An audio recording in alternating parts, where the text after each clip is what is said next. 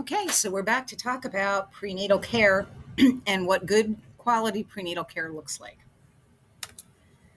All right, so for low risk patients, we want to start them early in the first trimester. Sometimes there's a little bit of a wait, but we have the initial OB intake appointment, which takes a long time.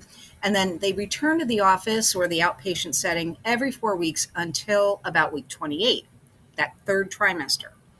Then we ramp up the schedule so that they're seeing a provider every 2 weeks between 28 and 36 weeks gestation. As we get closer to term and things might change a little bit quickly, moving towards labor, patients should be seen every week. That's a low risk patient.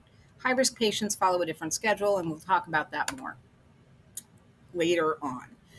At the first visit, this is a critical time for assessment and health promotion and really setting this patient up for a healthy outcome. It should include screening. We want to get a thorough, careful health history. We want to approach this in a very non judgmental way because there are a lot of behaviors that might pose risk. We're going to determine a due date and verify our gestational age if we can. We're going to evaluate which medications or supplements are taken by the patient. We need that information to reduce risk from teratogens. We're assessing the psychological response to the pregnancy. That's kind of divided into different phases. In the beginning, ambivalence is really, really common. Even people who strongly desire a pregnancy and plan for it in advance will sometimes have second thoughts.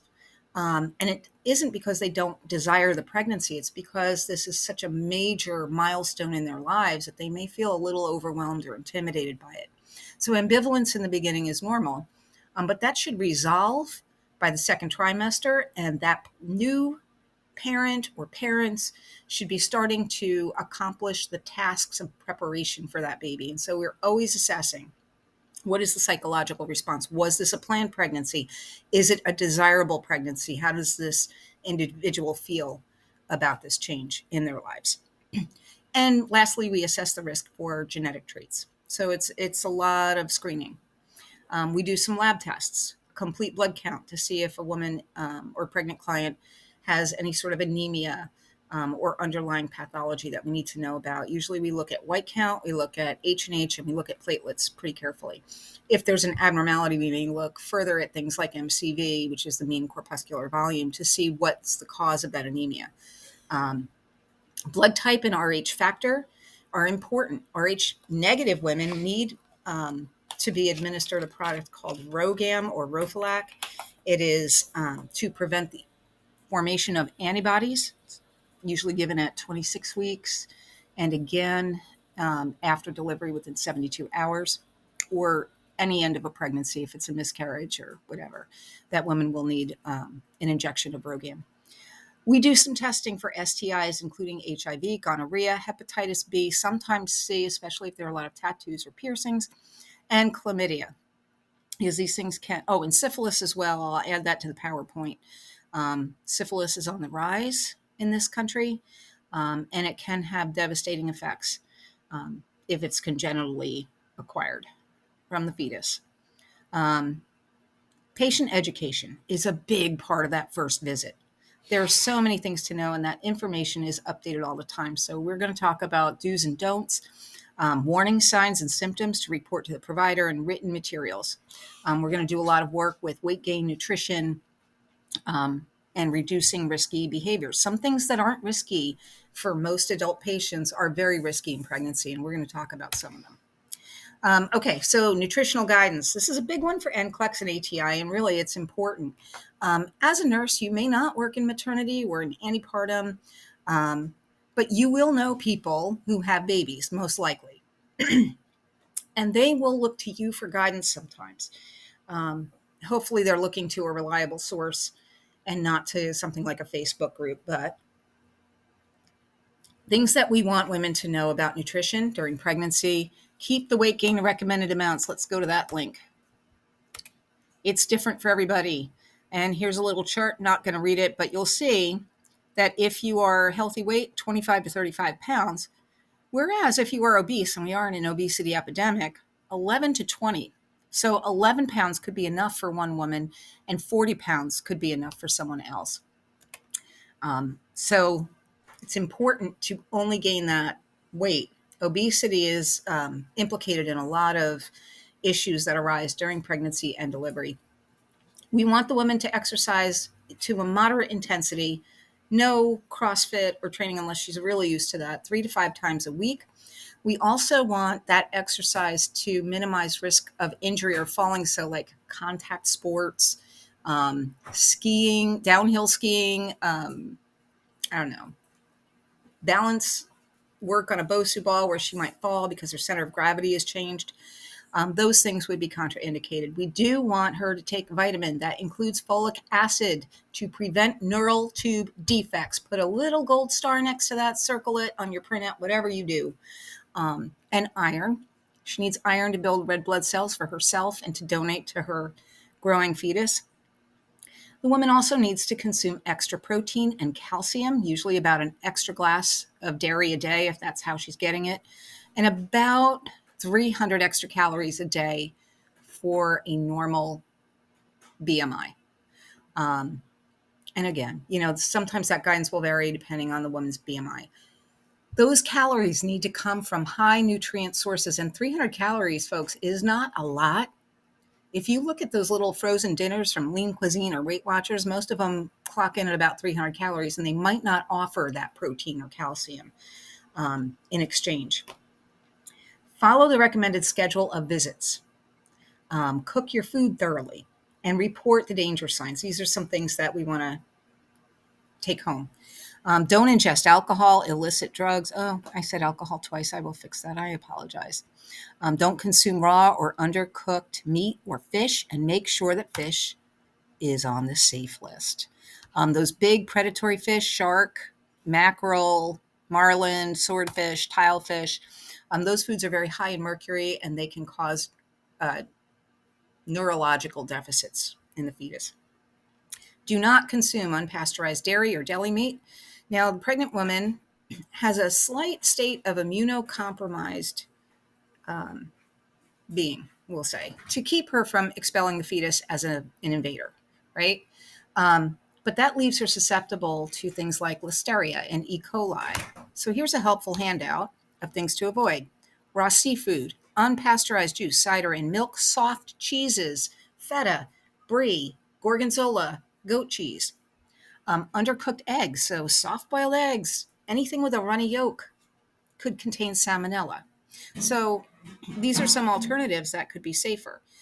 Pre-made deli salads, because they can contain Listeria. Same with lunch meat or cold hot dog. Who eats a cold hot dog? But pregnant women do crazy things sometimes. They have to be cooked until 165. And it's surprising to me how many women right after delivery just want a simple turkey sandwich using deli meat because they can't stand cooked lunch meat. Raw sprouts could contain E. coli, undercooked meat, and poultry. So you want to use the USDA recommended internal temperatures for those things. And you can click that link on your own. But these are important things for a woman to know when she's pregnant. Okay, so now we're going to learn how to classify that obstetrical history using the GTPAL system and also these terms. A nulla gravida, someone who's never been pregnant. A prima gravida, this is her first pregnancy. These guys are like shady characters. You never know what they're going to do because they have no experience. Multigravidas have had at least one other pregnancy. Nulliparas have never given birth. A patient could be a prima gravida and a nullipara. Primips or primiparous women are giving birth for the first time or have given birth for the first time.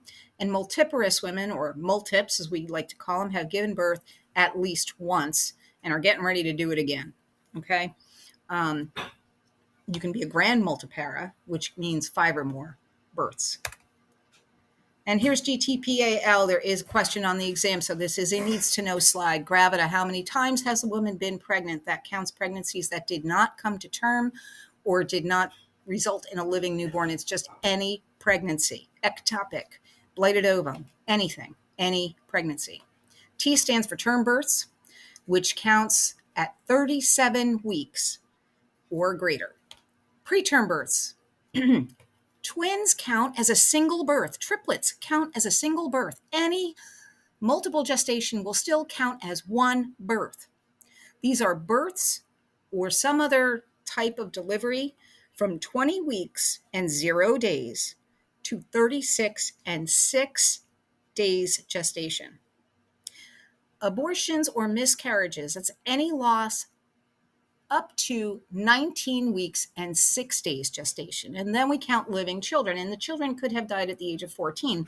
But it all goes into this GTPAL system. Those of you who have clinical at Einstein Medical Center will see this on their whiteboard. They're kind of unique that way. Okay, so here's an example. A woman presents for prenatal care at the clinic.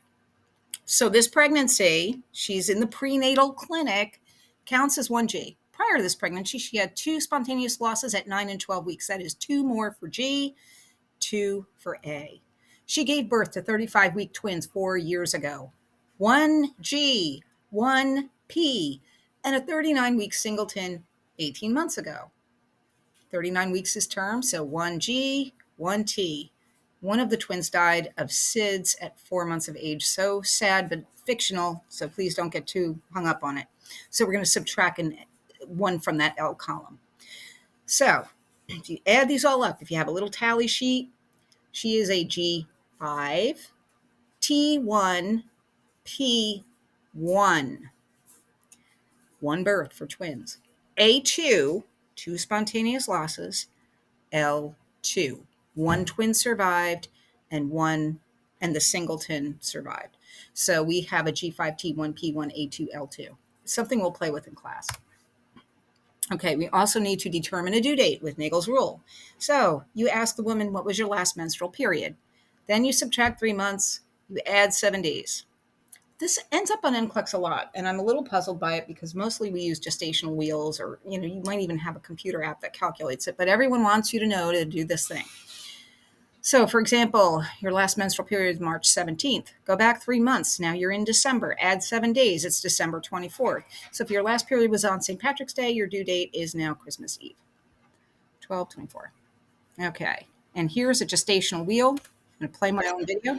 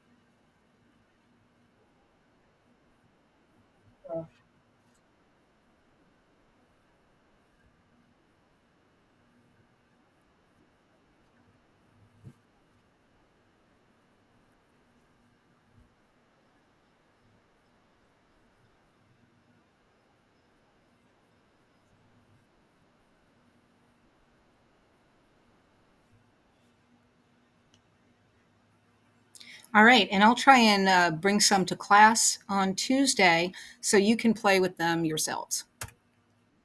Oh, nope, that's not what I wanted to do. Ah! Oh, my apologies, folks. All right, let's see if we can go on to the next slide without triggering that video again. Yeah, there we go. Okay, so at subsequent visits, these will be shorter. Prenatal appointments usually include some focused physical assessment. We get height, we get weight, blood pressure, and other vital signs. We're going to find out, how's mom been doing since the last appointment? Is there any change to her health history? Any new thing that's happened? Fetal heart rate assessment. After 10 weeks, you can usually auscultate fetal heart tones with a Doppler. Before that, you would need an ultrasound machine, and most providers don't go that far. We want it to be within 110 and 160 beats a minute. And we're going to measure fundal height after 16 weeks of gestation when the uterus is outside of the pelvis. Usually find it at around the level of the belly button at 20 weeks, and it grows a centimeter a week After that, until term, it ends up at the xiphoid process. We measure from the pubic bone, the symphysis, to the fundus, which is the top part of the uterus. And we provide a lot of education, ongoing support. Health promotion is huge in pregnancy. And we're going to teach about danger signs. In the first trimester, bleeding or spotting or cramping could be a sign of a miscarriage or a threatened abortion. Painful urination with fever could be a UTI. Women are more susceptible to those. Any lower abdominal pain accompanied by shoulder pain could be a sign that ectopic pregnancy is what's happening. Now, in the second trimester, we can add to vaginal bleeding and cramping, uterine contractions, even painless tightening of the uterus that occurs regularly before term should be reported to a provider. New onset of back pain, because sometimes uterine contractions present that way. This isn't your mild backache from having that lumbar lordosis. There is leaking of fluid from the vagina. That is another warning sign that means that maybe we have preterm rupture of membranes. Again, bleeding is never normal. Sometimes it's benign, but it's never normal, should always be reported. And any decrease in fetal movement is usually the first sign that something is going wrong. We have had the unfortunate situation where a patient noticed that her baby was not moving as much as usual, but thought she was maybe being hysterical and didn't want to be seen as a complainer and didn't report it, and then came in with either a very severely compromised fetus or a stillbirth situation.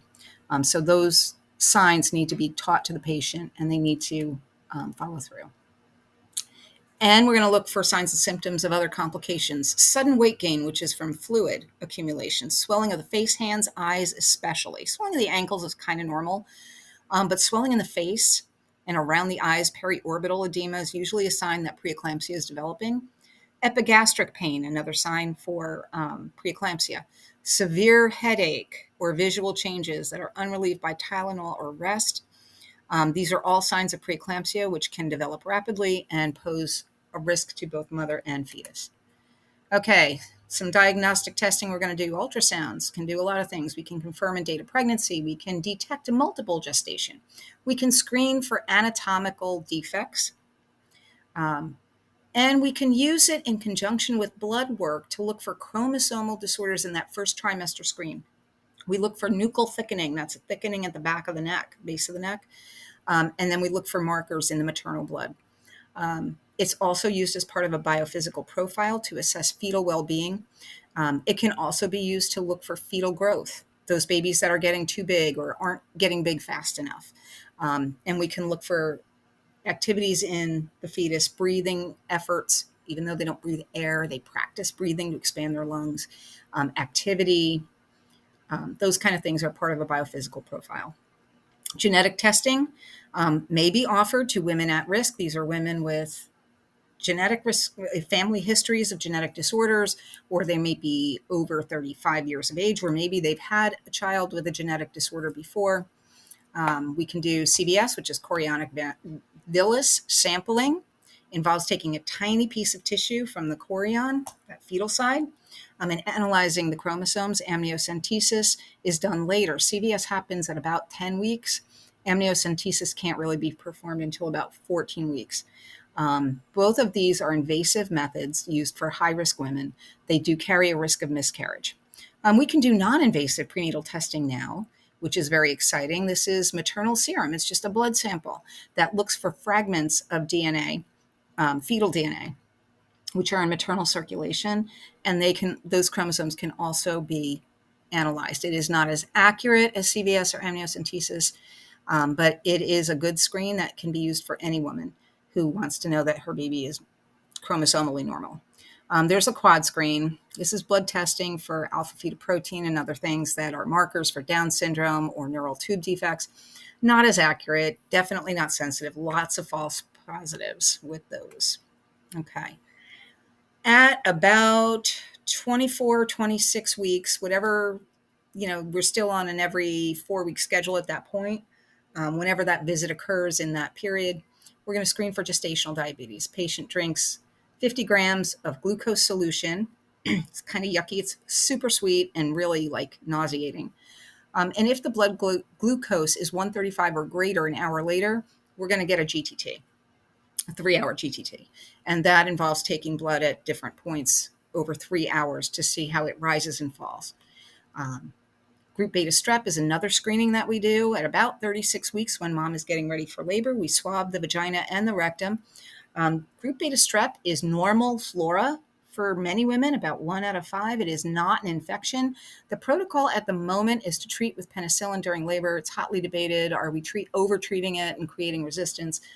But at this moment, we do treat with penicillin during labor or after rupture of membranes to prevent neonatal sepsis from GBS.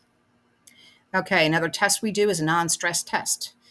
We put the mom on the fetal monitor and see these little bars, these little spikes, usually indicate fetal movement. We can have mom press a buzzer when the baby moves, but what we're looking for is 2 accelerations of the fetal heart rate from the baseline. So if this here, we're at 145 for a baseline, it should go up 15 beats per minute for at least 15 seconds in 20 minutes. And you cut it off at 40 minutes. If the baby hasn't done it by then, they're not gonna.